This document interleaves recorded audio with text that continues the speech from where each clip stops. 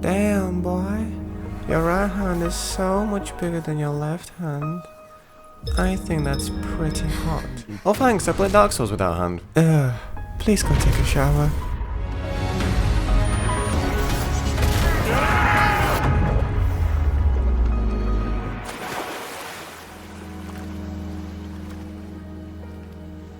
Welcome to the world of Wuthering Waves.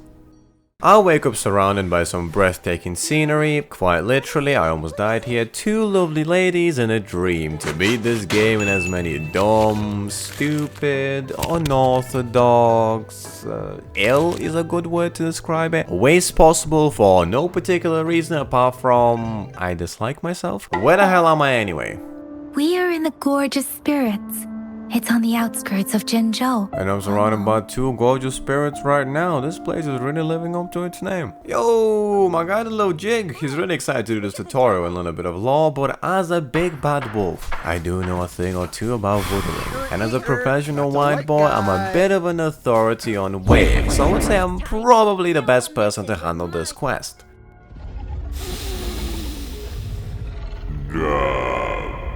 So the rumors were true. You really do smell like shit. I just got mind-hacked, drive-by, violated by a chag, and I've been here for, I don't know, like 2 minutes? What? Why? Did this fucker just run up a ladder? That's not how you use one of those, buddy. You know what, I don't even care. Or I guess. So I decided to put my free will to good use and climb onto the dragon's head. To absolutely no one's surprise, there is nothing to do here. Let's move on. Once you're out of the gorge, there's only a short walk to reach Jinzhou. Damn! Genshin Impact ripoff goes on.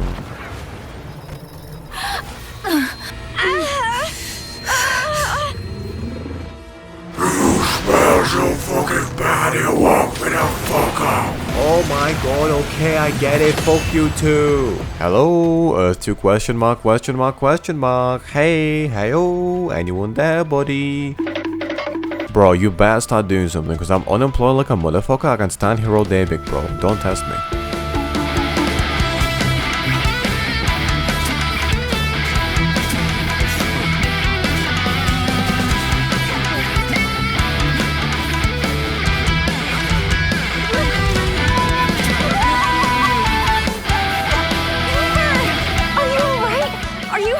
Nah, I'm all good. I'm fine too. That's really cool, no Yang, but I don't think anybody asked. Anyway, here's my map. It is very unexplored right now, so my main goal is to explore and locate all the world bosses with the goal of slaughter. Every boss I fight will have a different challenge attached to it, ranging from haha silly to actually pretty difficult, while at the same time trying to cheese and bug out as many encounters as I possibly can, because who the fuck wants to fight a boss normally? Yuck. Oh my god, do my eyes deceive me? Is that someone else coming into this room? Oh my god, I thought I was gonna die here all alone. I've made a new friend. Alright, what was that for? Why did you just throw a box at me? I thought we were friends. What's going on?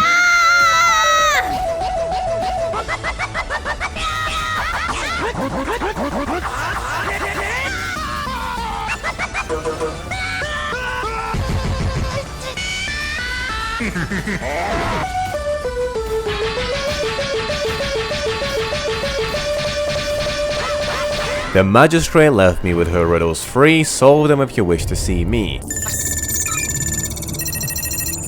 As the solutions to these riddles free exist in the open world, I got sidetracked damn near instantly. Gacha Gaming Janshin. All you need to really know about Janshin is that her skill is a parry attack. If you time it correctly, you get to ignore the enemy's hit and do big boy damage. So let's go kill our first boss with parries only. Our victim this time around is the Tempest Memphis. Why this guy? I challenged him once and saw that he has more than one parryable attack, which is good enough for me. This did end up taking quite a lot of attempts, mainly because it takes a lot of parries to kill him, and if I miss a parry, I do need to restart the whole fight. The fun thing about parrying in this game is that you can do it with any attack, which means if I time it right, I can use skills, ultimate, summon skills, switch attacks, attacks or even plunges if I really wanted to. But this doesn't mean this is always the best strategy. I only use basic attacks and skills mostly as they are a lot easier to hit than anything else. And of course, I use my ultimate to parry one attack because it does a lot of damage.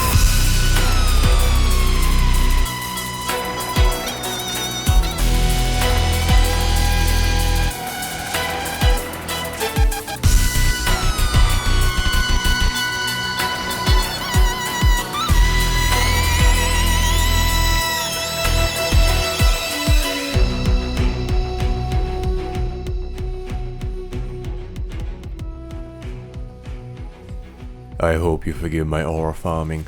I just really wanted to look cool. That's one out of a lot. Let's get back in the field. The thing about the field is that it's a lot smaller than I thought it would be. So you see something cool like this in the distance, you're like, yeah, I'm gonna go there, but what if I told you invisible wall? Personally, I really hate invisible walls in an open world game, because the world is clearly not open, is it now? Especially if I can hit things through the invisible wall and kill them but not get the loot because it's across the damn wall. So due to the aforementioned, a new op has been acquiesced. I will get past this wall if it's the last thing I do. I do not care. I felt the presence of the hole and then I spent the next hour or so following along the wall to try and find any developmental mistakes. I thought I hit the jackpot by finding this hole in the mountains near this massive cannon thing, but jumping through just puts you in a tiny box blocked off by, you guessed it, even more invisible walls. So towards the edge of the map there was this rock formation which instead of an invisible wall had an unknown area ahead warning zone, which made your character run backwards into the intended areas. I tried going from one side under the rock, but there was an actual invisible wall there without the usual ripple effect, so that was a no-go. There was this corner which kept turning me around, but I just kept trying to jump in and parkour around. The bottom part of the left wall seems to be actually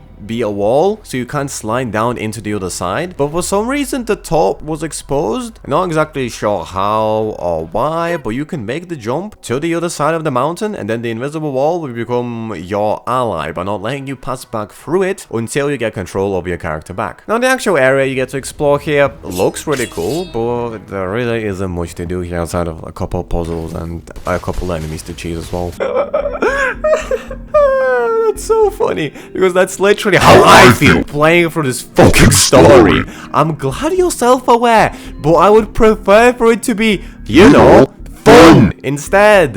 It's the middle of the night. Of course you're tired. Do you have a place to stay, Rover? I actually don't, Yang. Oh, dear oh me, I don't know what I'm gonna do. I guess I'll sleep on the streets tonight. I have a vacant guest room in my house.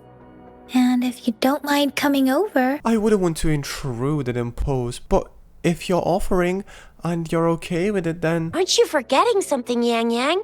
Rover told us this morning that he's been offered a stay at the city hall.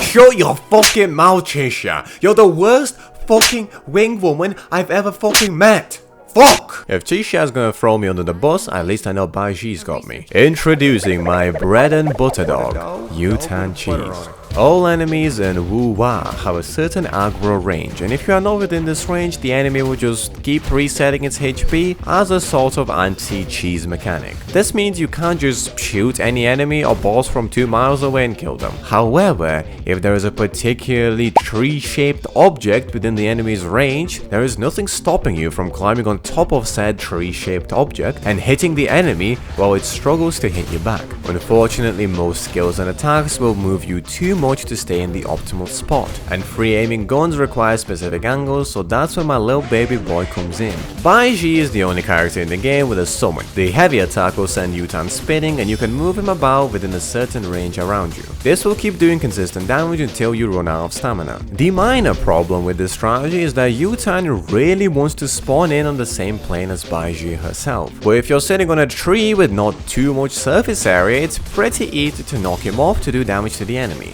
However, even on the larger surface areas, it's very possible to launch him down to wherever you need him to be by doing a relatively precise jump sequence. Which is great because it allows me to spend 40 minutes sitting there spinning U-turn until I can kill this ridiculously over-leveled Twin Herons boss. Well, at least when U-turn isn't trolling me by fucking off in a random direction and somehow throwing me off as well. Oh, I'm genuinely confused what happened there. Don't ask me. I was messing about with the P-Shooter, which is a little gadget that you get that lets you complete shooting puzzles without needing a gun character. It is supposed to do very little damage as its only purpose is to solve puzzles. But my friend was surprised that the damage wasn't that bad at all. We tested this on his max level account and found out the P-Shooter does decent damage very early on in the game, but there is no way to increase the damage later on, so the longer I take, the harder it's going to become to kill a boss with only the P-Shooter. And if you thought I wasn't going to kill a boss with the P-Shooter, you're one deranged, delusional, and individual. I gave it a test run by fighting this car spider mini boss, and this dude just broke himself. Like, I wasn't even planning to cheese him or anything, I just want to have a normal fight. He just kind of ended up cheesing himself, and that's one thing you're gonna have to get used to with Wuthering Waves. Half the time, I really don't have to do much for the game to just completely break its own ankles and spill fecal matter all over itself. Exhibit G, this fucker was just space gliding for fun. I might slide up to your block with intelligence. I'm a genius with the Glock, there's some relevance. Took her chain, took her rocks, took her sediments. There's no cap inside my speech, no impediments. Exhibit J? I don't even know what else to say here, just look. Yes, Yang, that is extremely adorable, but unfortunately no amount of gap moe can make up for the fact that you have negative personality. And now we meet the grand, despicable villain of this adventure. Give me a second here, what's the name again? Ah yes, the very devilish and memorable villain, Scar.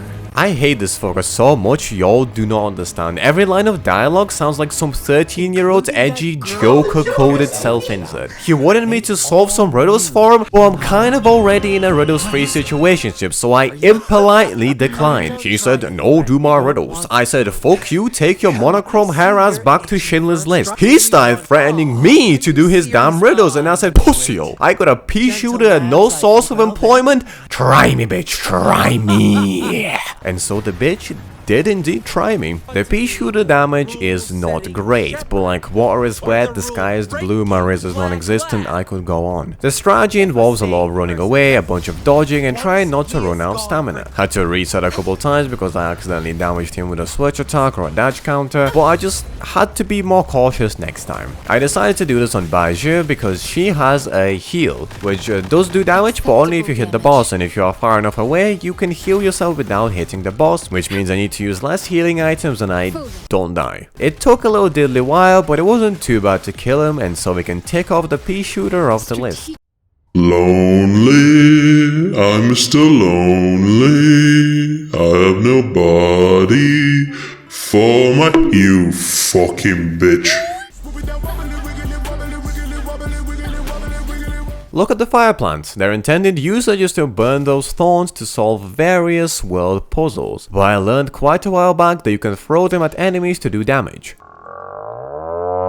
Most of the time there are not enough enemies close enough to actually kill with this method because HP reset range, you know the drill. However, there is this pack of enemies I found right next to this flower, so you know I had to do it to them. I would love to be able to fight an actual boss with this method, but this will suffice for now. In the same fire area resides our next victim, Inferno Rider. Manual gun aiming and U-turn cheese are pretty fun, but I wanted to bring it a bit more variety to my cheese, a little bit of ricotta, a little bit of mascarpone. You know what I mean? Carlotta is a gun character that isn't really a gun character. She cannot manually aim and she basically uses her guns as a melee weapon, but they're still kind of guns. So if you aggro the boss and then quickly climb onto this broken wall to the side of the arena, you can just spam your basic attacks and the boss can't hit you back. You do need to be careful about positioning, as if you walk far enough to the left or the right of the corner, the boss will reset. Once you break the boss, you will dismount and go into phase 2 and go on a bit of a temper tantrum. If you you proceed not to get hit by the boss, he will get pissed off and reset himself. Sometimes it's not consistent at all. So I recommend just getting hit once or twice on purpose to guarantee he doesn't reset himself. Yeah. I would say, you know, we're pretty familiar with invisible walls at this point. So let me introduce you their long-lost cousin. Your screen gets frosted and you get teleported out if you get too close, idiot walls. No malice intended, but I managed to push through to find a crack in the system. These walls seem to have a height limit, which means if you get enough height, you can just kind of fly over them without triggering them. Welcome to the windswept plains. I do not remember the name of this area. There is a big ass fuck of tornado in the middle of this place, and if you walk too close, you get booted out. Now, if you climb to the top of this antenna on this building to the right, you get a bit of height on your jump and spam the hook shot whenever you can for maximum airspace. You can glide straight into the eye of the storm to experience this.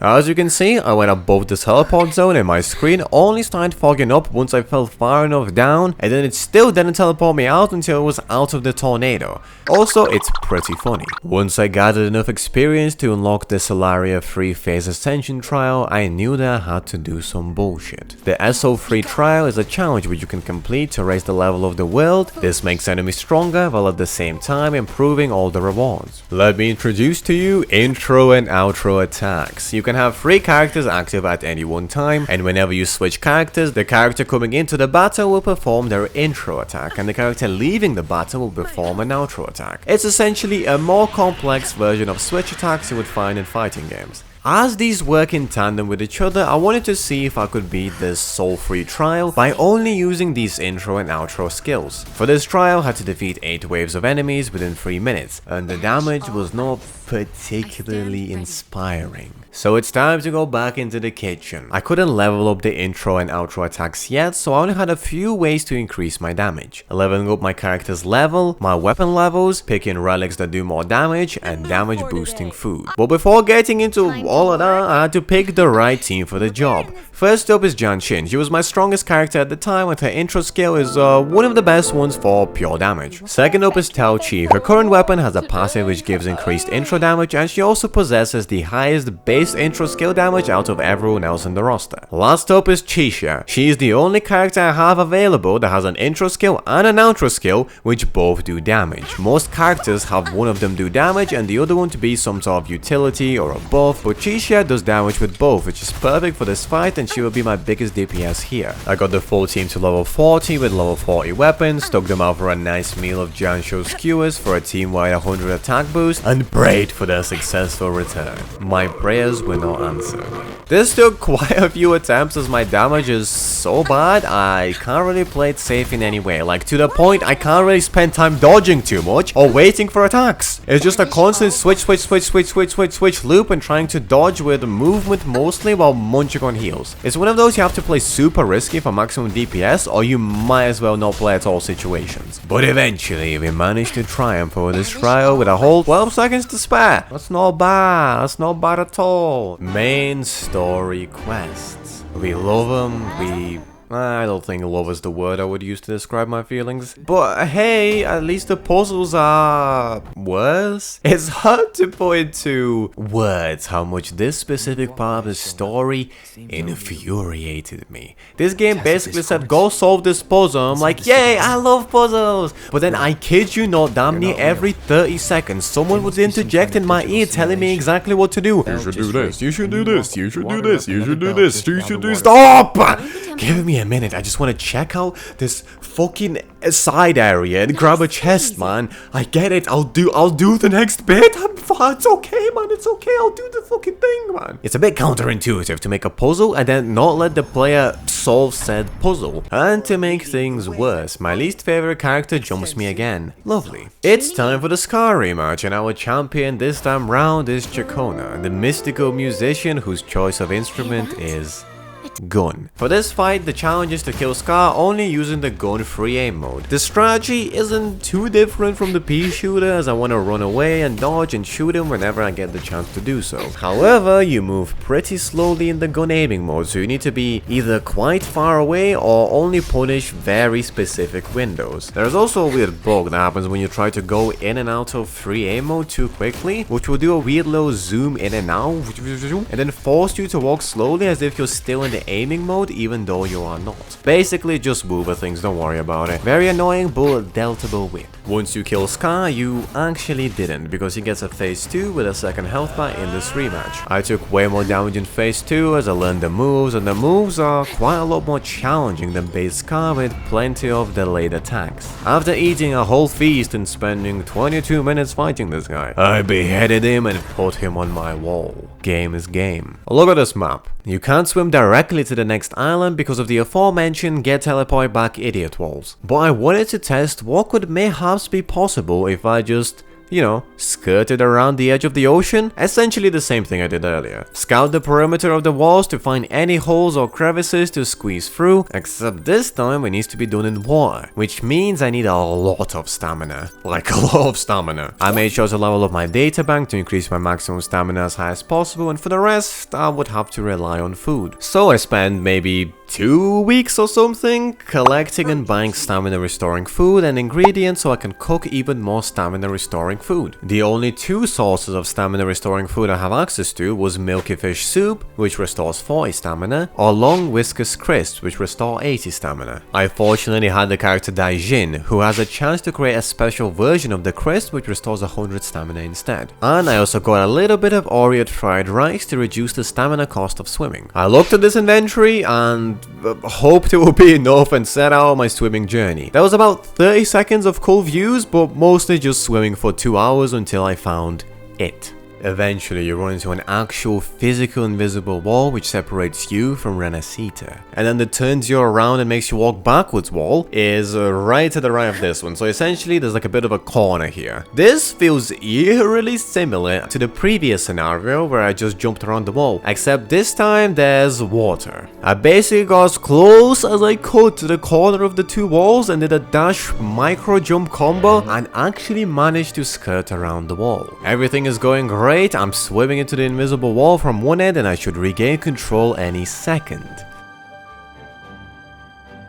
Yep, I got teleported out anyway. I'm gonna slow this down to make it easier to see. I did get like a second of control over my character because you can see she began to turn, but the second I do get control back, I get kicked out. In hindsight, the reason this happens is probably because there is quite literally nothing after that wall. Visually, there is some ocean and mountains which separate the 2 areas, but as you are not supposed to go there, it could be a case of there is just no tangible models or anything there. Well, I'll never be able to know. And while I'm pondering the cross-sea traversal, let's kill the Bellborn Ravine. This time around, I decided to do something, pretty easy. This will just be a Carlotta solo fight. Yeah, it's basic, but I feel like we gotta do a vanilla solo fight at least once.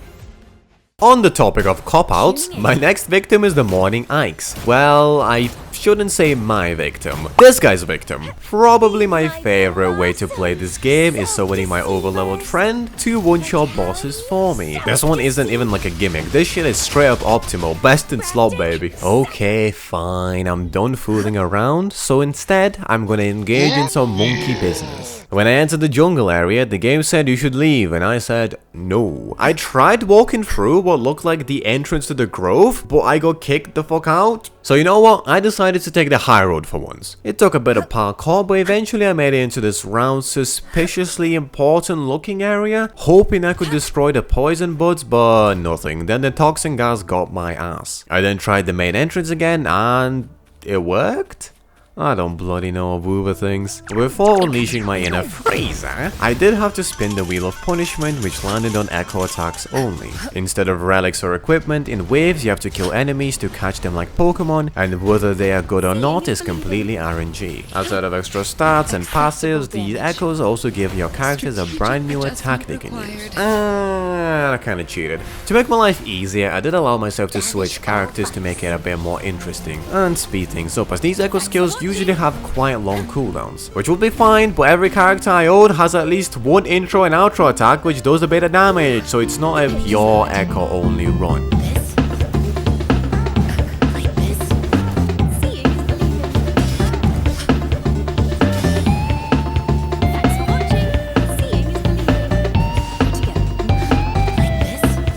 Monkey see, monkey do, as I drink my monkey brew. Damn, that's one strong ass monkey brew. Well, now I feel like I'm done with this continent, so let's go to Rinascita. After the whole 2 hours of swimming fiasco, I decided to look for another way out. I could obviously use the story skip feature and go there the intended way, but come on, we're not gonna do that. I thought maybe if I challenged some of the world bosses through the early access menu, I could maybe leave the arena and be on the continent. Well, that didn't work as there is a wall around the arenas. What did work, however, is fishing. There was this fishing, I guess, event going on, and you could just teleport straight to the boat to participate. I teleported to the boat and I did not participate. Instead, I participated in Rinascita, an absolutely fucking gorgeous continent.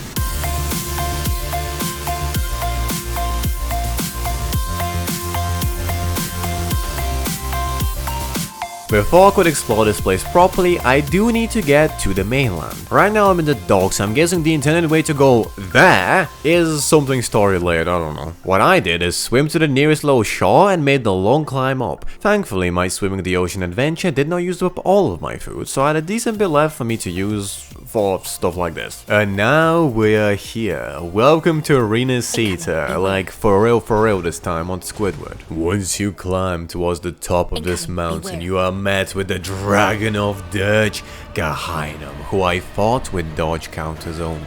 If you perform a perfect dodge, you can quickly attack back with an improved attack. This one is pretty simple, just dodge the attacks and smack him back, and no extra sneaky little hits I'm watching.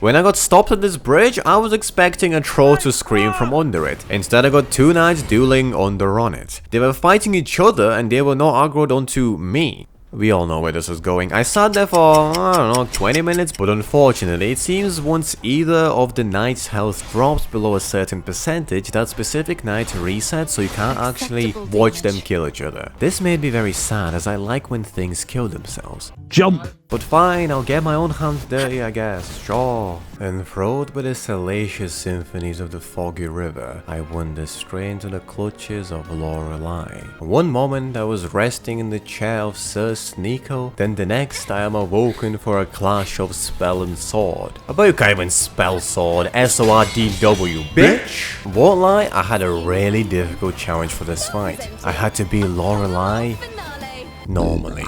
I know, I'm gonna be stuck here for like 5 hours.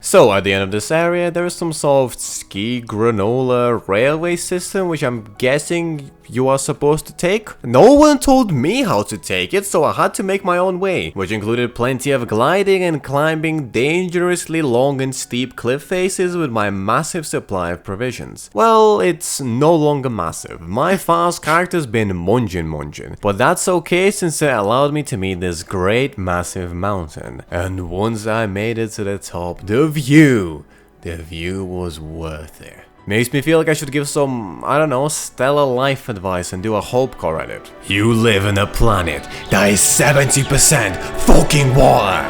Don't refuse to drink it, it's there for you for a reason. I don't care that if you drink a lot of water, you will end up pissing a lot of piss. Because if you drink a lot of fucking water, you will have clear skin. And bitches love clear skin. Anyway, there's this really cool looking floating castle in the middle of the mountain, and so I flew down to it in hopes of entering, but instead I got this. Huh? This is my favorite book. I'm not sure what you would classify this as. Not only is it really funny, you can take some really fire pictures here. Like, look at this. I tried gliding around the different parts of the invisible roof, but no cigar. Eventually, I jumped down to the proper entrance and still no cigar. Then I jumped down to the lower levels in hopes of maybe some dive in, dive out, or some under path that I can find, but no cigars were found in the process. I better find one soon. I better find one soon. I don't think I can continue this without my fucking nicotine hit. Sentry construct? Fuck off, I'll get to you later, buddy. I have more important things to do, like getting to the top of this pillar for another high peak screenshot merchant moment. Okay, Sentry, I'm back now. Let's go, fool. Won't lie, I had a really difficult challenge for this fight. I had to beat Sentry using only plunge attacks, and it was actually hard this time. This boss is a bit of a bastard, but that's not that big of a deal. The biggest problem is that dodging requires stamina, and plunge attacks also require stamina, which means I have to spend a lot of time trying to get my stamina back, and every time I dodge, that's even more stamina that I've wasted, and I need to spend time getting that stamina back again. Plunges cost about 8 bar per plunge and don't do a lot of damage. They can be done very quickly in succession, but most of the time I ended up doing a few at a time, since I'll need to save stamina to dodge in a second. Sometimes I couldn't take punish windows because I wouldn't have enough stamina left to dodge after the hit, which is a massive pain. But there were some mostly guaranteed openings. Any attacks for which you stand still and shoot you is amazing because you can just mostly dodge those with movement to save stamina and he won't run away from your plunges. I did have a bit of a cheat code in my team in the form of Chakona. Chakona's plunge attack is a 2-piece combo as she does a little slice in the air before plunging down, which let me dodge some attacks in the air and do a bit more damage. And so after an intense 17 minutes of dodging, plunging and munching, as always, the metal bird is melted away forever. Well, until I claim the reward and it respawns. And for the finale, I saved my favorite cheese for last. Cheddar. Our final victim is the impermanent heron.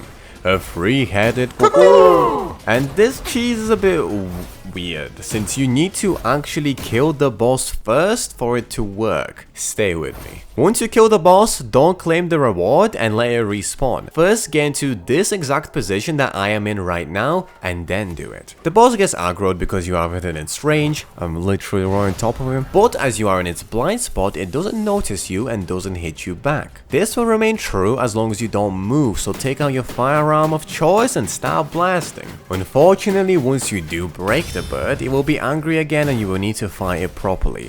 But doing 95% of a boss's health bar for free is pretty good in my books. My characters are also not well built at all. If your characters do more damage, you can probably one-cycle it. As I didn't though, I finished off the fight only using the gun-free emote. It just felt right, you know? Now with this comedic drama nerd emoji video is over. The devs will probably patch a lot of this bullshit, maybe, I don't know, so have fun while you can. Actually, what am I talking about? This is Wuthering Waves. For every bug that gets fixed, another 12 get added like a load-bearing Hydra. Either way, I hope you enjoyed this unorthodox adventure through the world of Solaris 3. And if you did, I would appreciate a cheeky like, maybe a sub, or watch another video mayhaps. And what if we joined each other for another adventure next time?